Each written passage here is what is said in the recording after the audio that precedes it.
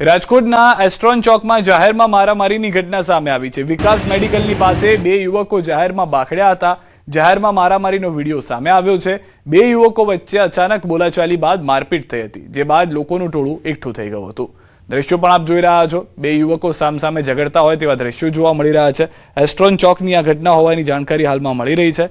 પહેલા લોકો સમજાવવાનો પ્રયાસ કરે છે, છૂટા કરવાનો પ્રયાસ કરે છે, એ દરમિયાન આ રીતના મારામારીના દ્રશ્યો સર્જાયા હતા।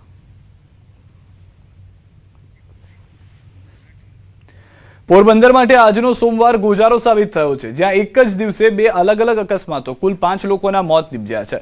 સવારે બે બાઇક વચ્ચે થયેલા અકસ્માતમાં 4 યુવાનોના મોત થયા, જ્યારે બપોરે ખાપટ કોલીખડા રોડ પર સ્કૂલ રિક્ષા પલટી જતા 7 વર્ષના બાળકનું દુઃખદ મોત નિપજ્યું। પરીક્ષા આપવા જતા સમયે બનેલી આ ઘટનાથી પરિવાર પર આભ તૂટી પડ્યું, જ્યારે અન્ય એક બાળકને ઈજા પહોંચી હતી। અકસ્માતનું કારણ રસ્તા પર અચાનક પશુઓ આવી જતા ડ્રાઈવરે બચાવ કરવાનો પ્રયાસ કરતા રિક્ષા પલટી મારી હોવાનું સામે આવ્યું છે। આ ઘટનાને સમગ્ર વિસ્તારમાં ચકચાર જગાવી ચૂકી છે અને રસ્તા પર ઢોરના મુદ્દે તંત્રની બેદરકારી સામે લોકોમાં રોષ ફાટી નીકળ્યો છે। 5 યુવાનોને ગંભીર ઈજા થઈ છે। એમાં 3 વાલ્મીકી સમાજના 2 અને 1 ખારવા સમાજનો એક્સપાયર્ડ છે। એક ખારવા સમાજનો યુવાન છે, એ ગંભીર ઈજા છે, રાજકોટ રિપોર્ટ કર્યો। બીજો એક યુવાન છે વાલ્મીકી સમાજનો, એને ગંભીર ઈજા નથી, પણ એક પણ સારવાર હેઠળ છે। સાબરકાંઠાથી સમાચાર। હિંમતનગર વિજાપુર હાઈવે પર અકસ્માત થયો છે। દેરોલ પાસે અકસ્માતમાં એકનું મોત થયું છે।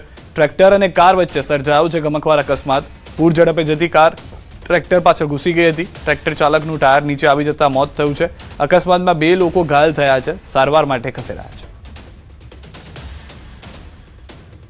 તો 2 લોકો ઘાયલ જે થયા તુરંત સારવાર માટે મોકલવામાં આવ્યા હતા। હિંમતનગર વિજાપુર હાઈવે પર આ ભયાનક અકસ્માતના દ્રશ્યો પણ આપ જોઈ રહ્યા છો।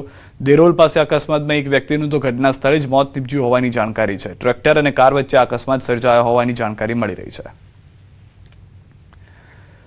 સાબરકાંઠામાં અમદાવાદ ઉદયપુર નેશનલ હાઈવે પર અકસ્માત થયો છે। ટ્રકે બાઇકને ટક્કર મારતા ચાલકનું ઘટના સ્થળે જ મોત થઈ ગયું છે। અન્ય 2 લોકો ઘાયલ થતા સારવાર અર્થે ખસેડાયા છે। ગાંભોઈમાં રણાસણ ચોકડી નજીક આ ઘટના બની હોવાની જાણકારી મળી રહી છે। જૂનાગઢ શહેરના કડિયાવાડ વિસ્તારમાં 2 દિવસ પહેલા જર્જરિત એપાર્ટમેન્ટનો કાટમાળ પડતા એક મહિલાને ગંભીર ઈજા પહોંચી હતી। બીજી તરફ રસ્તા બિસ્માર હોવાથી એમ્બ્યુલન્સ પણ જઈ શકી ન હતી। જર્જરિત ઇમારતો અને બિસ્માર રસ્તાને કારણે ત્રાહિમામ પોકારી ઉઠેલા વેપારીઓએ કડિયાવાડ બજાર સજ્જડ બંધ કરીને ધરણા કર્યા અને મહાનગરપાલિકાના અધિકારીઓ અને કોર્પોરેટર સામે નારાજગી વ્યક્ત કરી। ઘટનાની જાણ થતાં ધારાસભ્ય સંજય કોરડિયા ધરણા સ્થળે પહોંચ્યા હતા અને વેપારીઓની વાત સાંભળી હતી અને ગણતરીના દિવસોમાં જ કામગીરી રસ્તાની પૂર્ણ કરવાની ખાતરી આપી। બાદમાં મનપાના અધિકારી અને કોન્ટ્રાક્ટરોને આડે હાથ લીધા અને તાત્કાલિક રસ્તા અને જર્જરિત ઇમારતોને કામગીરી શરૂ કરવાની કડક સૂચના આપી હતી।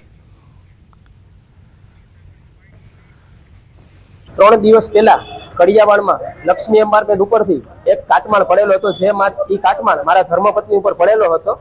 તેને આજે 22% આવેલા છે। હાથમાં 8 થી 10 ફ્રેક્ચર છે, જેનું ઓપરેશન આજે છે। કડિયાવાડના તમામ રસ્તા ખરાબ છે। અમારે રોડ રસ્તાની માંગણી હતી અને આ બધા બિલ્ડિંગ જે છે એની માંગણી હતી। ધારાસભ્ય શ્રી આવ્યા, એ જવાબદારી લીધી છે ધારાસભ્યએ। 20 તારીખની અંદર બધા કામ ચાલુ થઈ જશે। પણ આપણે કઈ વાત ન સમજી ગમે ત્યારે ખોદીને ગમે ત્યારે વહી જાય, ગમે એટલા દિવસે રોડ કરી એ યોગ્યતા નથી। એટલે અધિકારીશ્રી સાથે બોલાવી એમની સાથે ચર્ચા કરી અને તાત્કાલિક અસરથી જે કામ ચાલુ છે એ રોડો પૂરા થાય, લોકોની હેરાનગતિ ના થાય અને બધા સાથે મળી અને જૂનાગઢનો વિકાસ કરી એવી ભાવના સાથે આજે બધા વેપારીઓ સાથે એમની ચર્ચા કરી હતી ને વેપારીઓ ખુશ થઈ ગયા છે। અને સમાચારમાં હવે વાત સ્વરાજના સંગ્રામની।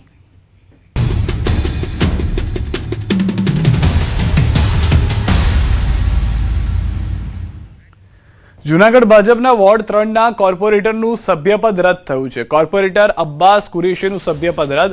ગુજસીટોક ગુનામાં અબ્બાસ કુરેશી હાલ જેલમાં બંધ। સતત 3 સામાન્ય સભામાં ગેરહાજર રહેવા પર કાર્યવાહી। મ્યુનિસિપલ કમિશનરે સભ્યપદ રદ કરવાનો કર્યો હુકમ। 20 માર્ચથી વોર્ડ નંબર 3ની 1 બેઠક ખાલી જાહેર।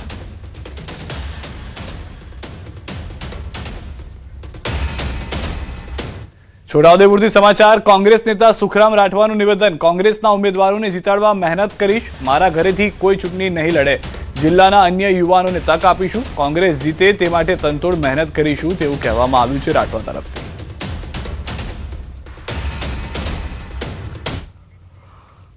છોટાઉદેપુર જિલ્લામાં બને એટલી બેઠકો જીતવા માટે મારે જ્યાં જ્યાં જવું પડે ત્યાં જઈને પાર્ટીનો પ્રચાર કરીને પાર્ટીના ઉમેદવારોને જીતાવવા. સ્વાભાવિક છે કે મેં જાહેરાત કરેલી છે, મારા કુટુંબમાંથી કોઈ ચૂંટણી લડવાનું નથી, આ તમને કહી દઉં. આગામી સ્થાનિક સ્વરાજ્યની ચૂંટણીઓ પહેલા ખેડામાં રાજકીય ગરમાવો વધી રહ્યો છે. નડિયાદના કમલમ કાર્યાલય ખાતે 500 થી વધુ કોંગ્રેસી કાર્યકરો ભાજપમાં જોડાયા. મહેમદાબાદ અને માતર વિસ્તારમાંથી 500 થી વધુ કોંગ્રેસી કાર્યકરો અને અગ્રણીઓ ભાજપમાં જોડાતા રાજકીય સમીકરણો બદલાયા છે. પૂર્વ તાલુકા કોંગ્રેસ પ્રમુખ પરબતસિંહ ડાભી સહિત અનેક આગેવાનો પોતાના સમર્થકો સાથે ભાજપમાં સામેલ થયા છે. સ્થાનિક સ્તરે ટિકિટ વિતરણમાં અવગણના થવાના કારણે અસંતોષ ફાટી નીકળ્યો હોવાનું સામે આવ્યું છે. કાર્યક્રમમાં જિલ્લા ભાજપના નેતાઓએ નવા સભ્યોનું સ્વાગત કર્યું અને આવનારા સમયમાં વધુ 1500 થી 2000 કાર્યકરો ભાજપમાં જોડાવાની શક્યતા વ્યક્ત કરી છે.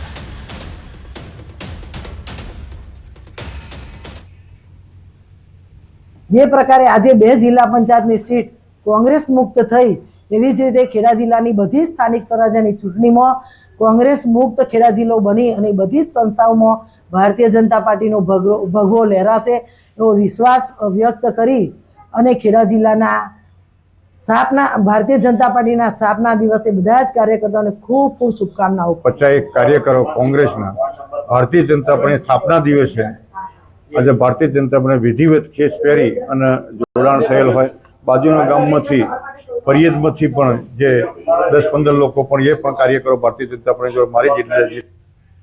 રાજકોટમાં મહાનગરપાલિકાની ચૂંટણી પહેલા આક્ષેપ પ્રત્યે આક્ષેપથી મામલો ગરમાયો છે. કોંગ્રેસ નેતા વશરામ સાગઠિયા અને મકબૂલ દાઉદાણી દ્વારા જિલ્લા કલેક્ટરને રજૂઆત કરી. પોતાના મત વિસ્તારમાં ભાજપના કહેવાથી જે લોકો વસવાટ નથી કરતા તેના નામ મતદાર યાદીમાં ઉમેર્યા હોવાનો આક્ષેપ કર્યો. ધારાસભ્ય ઉદય કાનગડ સામે આક્ષેપ કર્યા. વિસ્તારમાં લઘુમતી સમાજના મતદારો છે તો અન્ય આહિર સમાજના મતદારો કઈ રીતે ઉમેરવામાં આવ્યા તેવા આક્ષેપ થયા છે. એક અનુસૂચિત જાતિ કે જ્યાં બીજા કોઈ સમાજના માણસ નથી રહેતા, એટલે અનુસૂચિત જાતિ એટલે દલિત સમાજના વિસ્તારમાં પણ એક કાનગડનું નામ ચડાવેલું છે.